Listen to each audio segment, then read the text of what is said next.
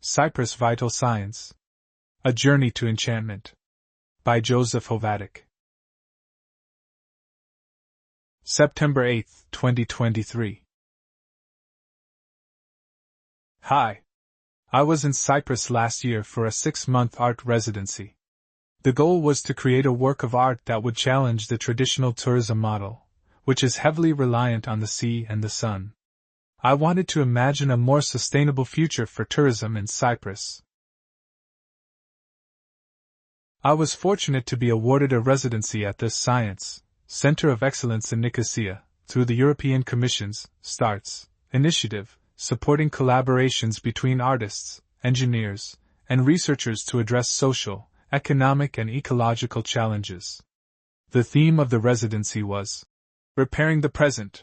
Science provided me with all the technical support and personal guidance I needed, including access to their facilities and equipment, as well as their expertise.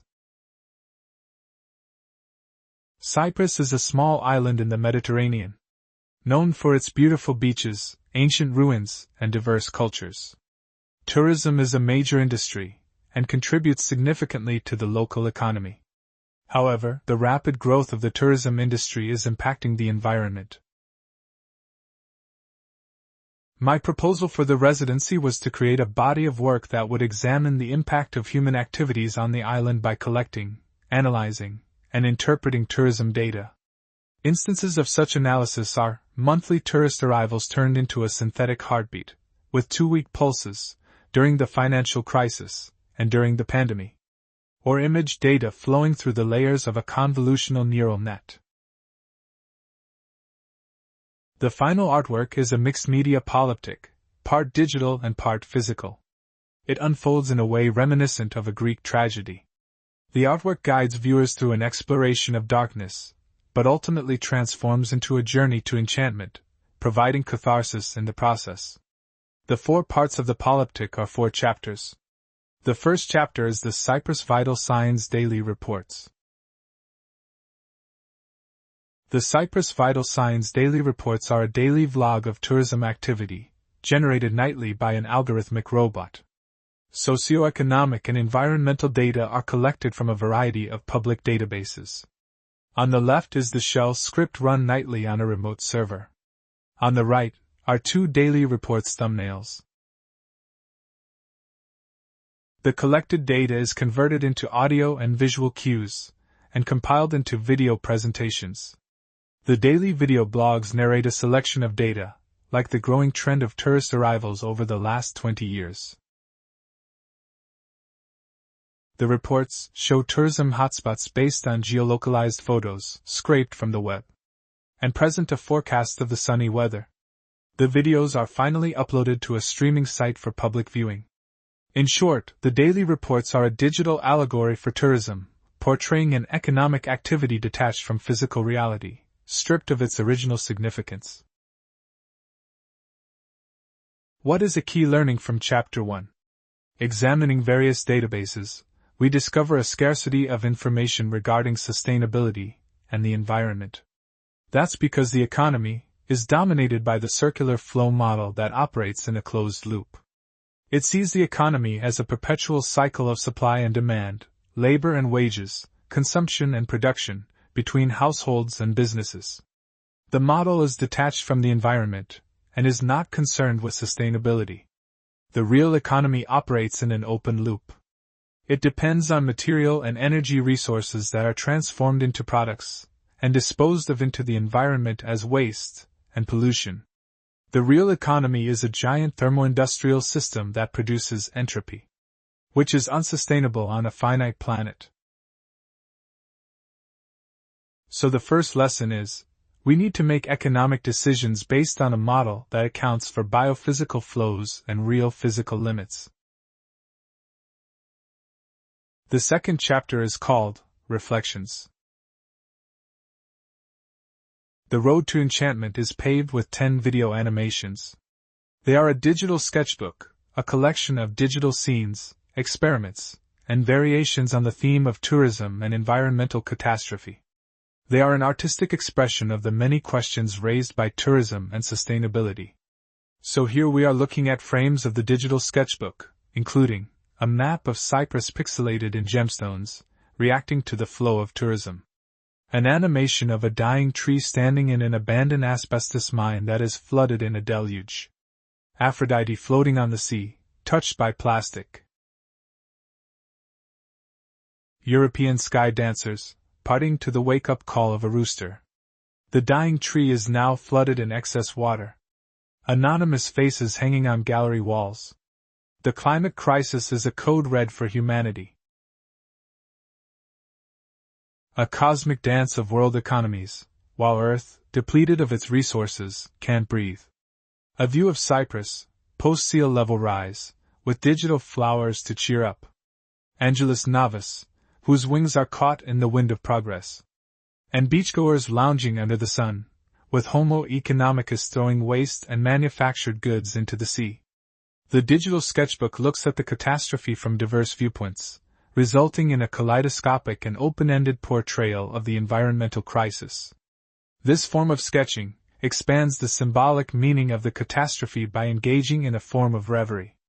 It facilitates coming to terms with the catastrophe and deconstructs deeply rooted worldviews and mindsets. The digital sketchbook shows aspects of tourism in the rearview of the catastrophe. Jean-Pierre Dupuy, in his book titled Enlightened Doomsaying, argues that the only way to avert catastrophe is by looking at the present from the perspective of the future. He writes, "We must obtain an image of the future sufficiently catastrophic to be repulsive, and sufficiently credible to trigger the actions that would block its realization. In our case, how do we change and adapt the notion of tourism to a future reality of multi-meter sea level rise? In Venice or in Cyprus? How do we change in the face of the complex and interrelated realities of the unfolding meta-catastrophe?" Lesson 2. We need to look at the present situation in the rearview mirror of the future catastrophe, and expand its symbolic meanings. The third chapter of the journey to enchantment is called Narration. A VR animation and a narrative portray the evolution of tourism and its contemporary development. Existential questions arise in times of multiple concurrent global crises. The immersive VR animation is a rendering of the Anthropocene, symbolizing the apex of modern civilization, and foreshadowing the beginning of a new and undefined geological era. Tourism, functioning as a trigger for catastrophe, prompts existential questions into the core of the human condition. In a post-apocalyptic realm, tourists, looking all identical, recline on the shores of a civilization in ruins. Their skins bear the marks of excessive sun exposure, lacking any signs of reproductive anatomy. Yet they persist in wearing sunglasses, as if seeking shelter from the unforgiving reality they have created. The animation makes multiple references to Gauguin's masterpiece. Where do we come from? What are we? Where are we going? These same questions must be raised in the Anthropocene. Does the human journey, as observed through the lens of tourism, culminate in ruin? Or does humanity possess the capacity to deviate from such desolate outcomes, steering a course towards a more auspicious future? A historical perspective of tourism reveals a causal link between modernity and the ecological crisis. Bruno Latour says, "The ecological crisis of the Anthropocene is a fundamental crisis of modernity, a modernity built on abstract assumptions and detached from its material constraints." Blaming modernity for the ecological crisis is a hard pill to swallow. Because modernity is after all the product of the logos, the crown jewel of Western civilization. Quoting Aurélien Barral, "Logos, the jewel and scourge of the West. Faced with the certainty of failure, a little humility would be welcome." Lesson 3. We need to have a little more humility in the age of the Anthropocene. We cannot continue with the antiquated modern mindset. In the Anthropocene, nature regains control. And that's a very upsetting, if not a humiliating lesson. The fourth chapter is called Awakening.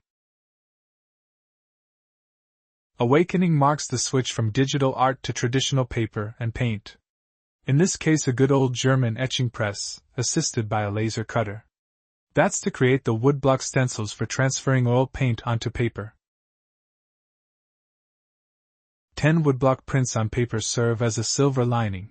Amidst the dark clouds lies the potential for enchantment. Upon arriving on enchanted earth, we awaken to a new future-preserving cosmology. The prints acknowledge the existence of other living and non-living entities with which humans must learn to coexist.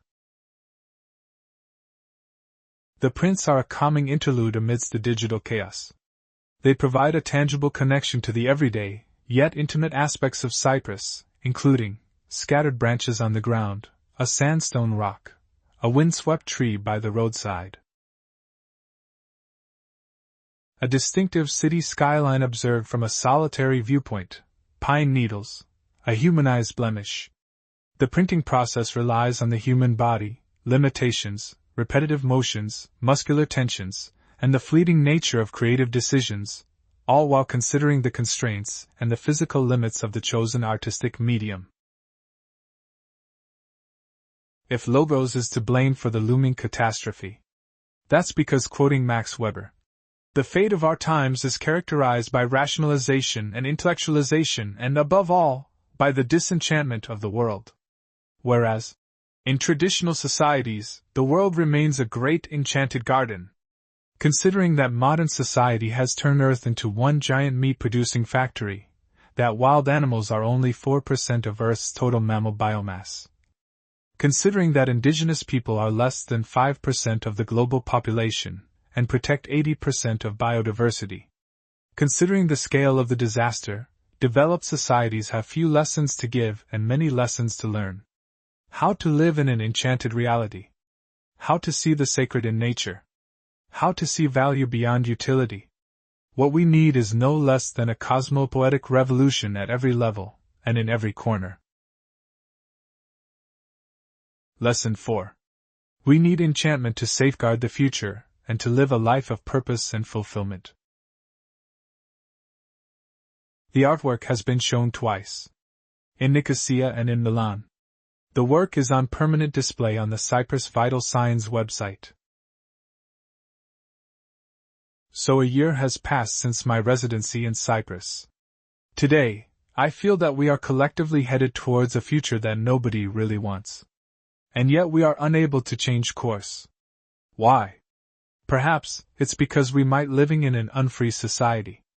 Herbert Marcuse said, a comfortable, smooth, reasonable, democratic unfreedom prevails in advanced industrial civilization, a token of technical progress.